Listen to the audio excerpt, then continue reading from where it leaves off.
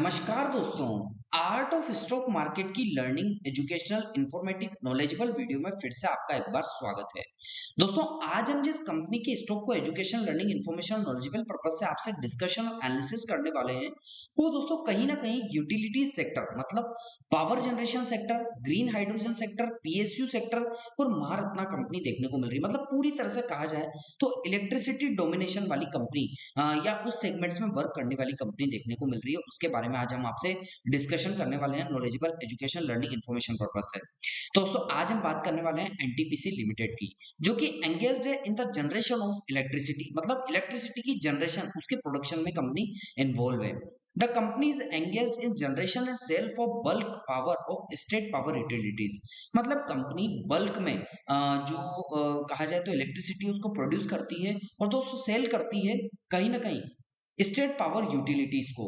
तो यहाँ पर भी दोस्तों आप नजर बनाकर रखिएगा, इसके बारे में आज हम डिस्कशन एनालिसिस करने वाले हैं। तो दोस्तों, हमने कंपनी के फिलहाल के सेशन में जो किस सेक्टर से जुड़ी हुई है, किस सेगमेंट से जुड़ी हुई है और उसको उस कंपनी का नाम क्या है, उसको दोस्तों एजुकेशन लर्निंग इन्फॉर्मेशन पर्पज से हमने डिस्कस किया। अब कंपनी से रिलेटेड फिलहाल के सेशन में क्या न्यूज निकल कर आई है, उसको लर्निंग एजुकेशन इन्फॉर्मेशन और नॉलेजेबल पर्पज से डिस्कस कर लेते हैं। दोस्तों आइए कंपनी से रिलेटेड न्यूज की बात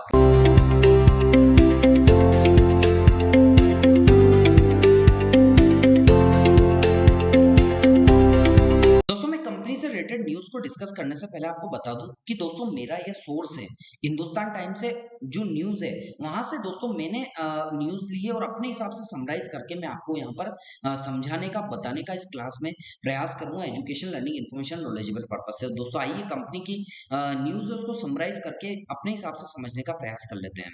दोस्तों, देश की जो सबसे बड़ी कंपनी है एनटीपीसी, उसने क्या फैसला लिया है, एक बड़ा फैसला लिया है। कंपनी अपने पुराने थर्मल पावर स्टेशन को स्थायी रूप से बंद करने वाली है।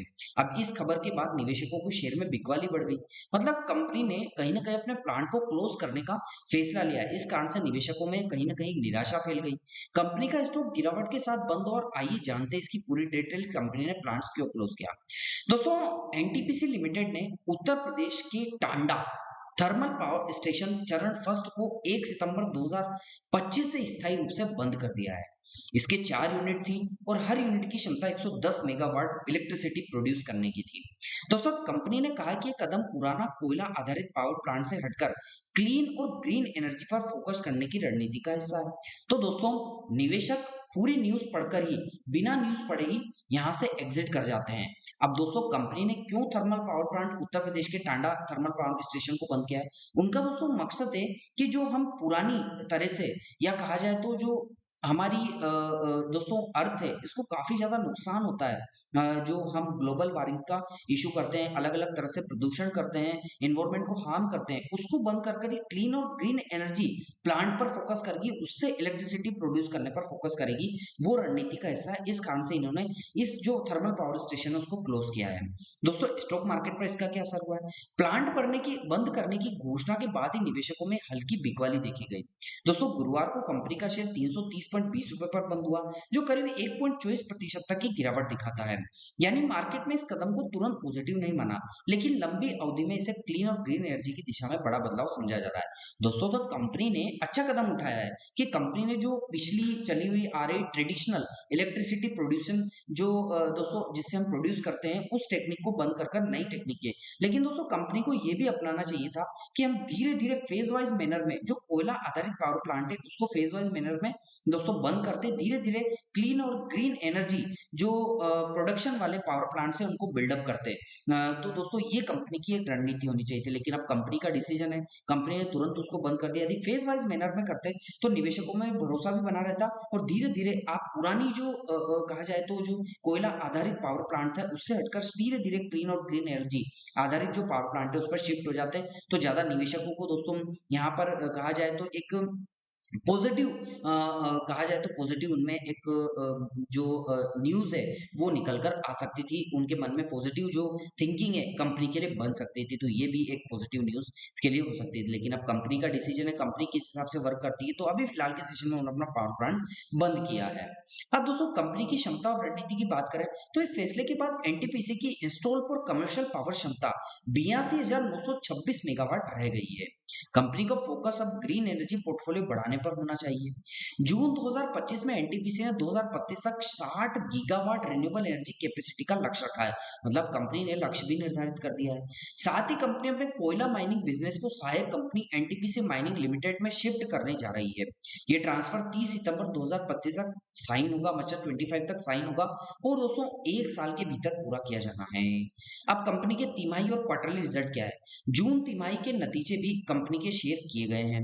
नेट प्रॉफिट 4,774 करोड़ रहा, जो कि सालाना आधार पर 5.85% ज्यादा है। हालांकि ऑपरेशंस में कुल राजस्व 42,572 करोड़ रहा, जो कि पिछले साल की तुलना में 4.2% कम है। राजस्व में ये गिरावट बिजली की मांग थोड़ी कम है और टैरिफ रिवाइजमेंट की देरी की वजह आई है। तो फाइनली दोस्तों कंक्लूजन निकाले तो दोस्तों एनटीपीसी का एक कदम दिखाता है कि आने वाले समय में कंपनी को क्लीन और ग्रीन एनर्जी से लेकर आक्रामक रणनीति अपनाई जाएगी। शेयर फिलहाल हल्की गिरावट में है, लेकिन ये ट्रांजिशन लंबे समय में निवेशकों को फायदेमंद साबित हो सकता है। तो दोस्तों आपकी राय क्या है कमेंट सेक्शन में जरूर लिखें। अगर वीडियो पसंद आया हो तो लाइक शेयर करना मत भूलें, क्योंकि यहाँ पर दी गई जानकारी सब जो न्यूज है उस लेवल से हमने उठाई है। और दोस्तों यहाँ पर दी गई जानकारी आपको education, learning, information, knowledgeable purpose से किसी प्रकार की फाइनेंशियल एडवाइस नहीं है। यदि आपको फाइनेंशियल दोस्तों इन्वेस्टमेंट करना है तो अपने पर्सनल फाइनेंशियल एडवाइजर से जरूर सलाह ले लें, क्योंकि मार्केट जोखिमों के अधीन होता है। तो दोस्तों हमने कंपनी से रिलेटेड न्यूज को डिस्कस किया। आप कंपनी से रिलेटेड क्या टेक्निकल चार्ट है उसको एजुकेशन, लर्निंग, इन्फॉर्मेशन और नॉलेजेबल पर्पज से डिस्कस कर लेते हैं। दोस्तों आइए कंपनी से रिलेटेड जो टेक्निकल चार्ट है उसको एनालिसिस कर लेते हैं।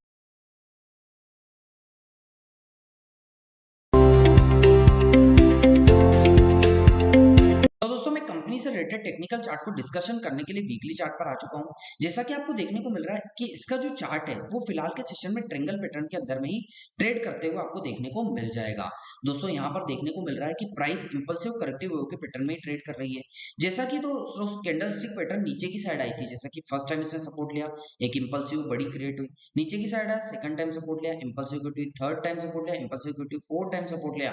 तो दोस्तों कहीं ना कहीं इसके लिए सपोर्ट ट्रेंड लाइन निकल कर आई और ट्रायंगल पैटर्न की नीचे की जो सपोर्ट ट्रेंड लाइन है वो हमने इंडिकेट करके भी बता रखी है।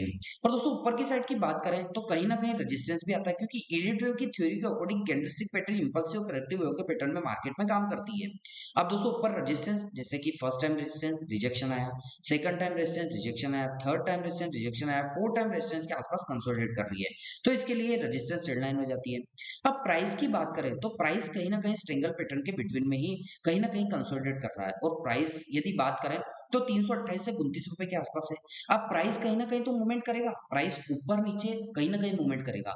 यदि प्राइस ऊपर की साइड मूवमेंट करके अपने रेजिस्टेंस ट्रेंड लाइन को ब्रेक करता है तो first resistance education, learning, information purpose से और नॉलेजेबल पर्पज से 351 रुपए का देखने को मिल सकता है। और दोस्तों यदि इसको भी ब्रेक करके ऊपर की साइड जाता है तो 386, 387 का रेजिस्टेंस सेकंड देखने को मिल सकता है। ये एजुकेशन, लर्निंग पर्पज से हमने आपको बताया। लेकिन दोस्तों ऐसा नहीं होता है, प्राइस ऊपर नहीं जाता और नीचे ब्रेक डाउन कर देता है। तो फर्स्ट जो सपोर्ट निकल कर आएगा 326 से 325 का होगा। यदि इस लेवल को ब्रेक करता है तो 297 से 290 का सेकंड सपोर्ट फिलहाल के सेशन में निकल कर आ सकता है नीचे की साइड। तो यहाँ पर भी आप नजर बनाकर रखिएगा। तो प्राइस एक्शन, सपोर्ट, रेजिस्टेंस किस हिसाब से देखने को मिल रहा है वो डिस्कशन किया। अब टेक्निकल्स की बात करें तो 9 डे का एक्सपोनेंशियल वेव फिलहाल के सेशन में इसके प्राइस के आसपास ही ट्रेड कर रहा है, जो कि ब्लैक कलर की लाइन देखने को मिल रही है। दोस्तों यदि 50 डे के एक्सपोनेंशियल वेव की बात करते हैं वो भी प्राइस के ऊपर ही ट्रेड कर रहा है, प्राइस नीचे ट्रेड कर रहा है। और वॉल्यूम्स की बात करें तो वॉल्यूम्स में तो दोस्तों पिछले कुछ समय में यदि स्टार्टिंग से देखा जाए तो बड़ी बड़ी कैंडल्स तो बायर की बनी है, लेकिन बीच बीच में सेलर्स का भी डोमिनेशन देखने को मिल रहा है। अब आने वाले टाइम में देखा जाएगा कि किसका डोमिनेशन होगा, लेकिन बायर सेलर्स बराबर डोमिनेट करते हुए देखने को मिल रहे हैं। तो इन लेवल्स पर भी आप नजर बनाकर जरूर रखिएगा। तो दोस्तों कैसा लगा आपको मेरा ये न्यूज, टेक्निकल और कंपनी से रिलेटेड ओवरव्यू और फंडामेंटल एनालिसिस वीडियो? दोस्तों आपको अच्छा लगा हो तो आप चैनल को जरूर सब्सक्राइब कीजिएगा, लाइक कीजिएगा, शेयर कीजिएगा। और आपको लगता है कि हमारे द्वारा बनाई गई वीडियो में कोई कमी है तो कमेंट सेक्शन में मेंशन करके बताइएगा, ताकि आगे आने वाली इंफॉर्मेटिव, लर्निंग, एजुकेशन और दोस्तों नॉलेजेबल वीडियो में अच्छे से अच्छा कंटेंट, रिसर्च एंड डेवलपमेंट के साथ आपको डिलीवर कर सके। मिलता हूं दोस्तों अगले दिन अगली नई स्टॉक मार्केट की वीडियो के साथ। तब तक के लिए आप लोगों से इजाजत चाहता हूं। जय हिंद, जय भारत।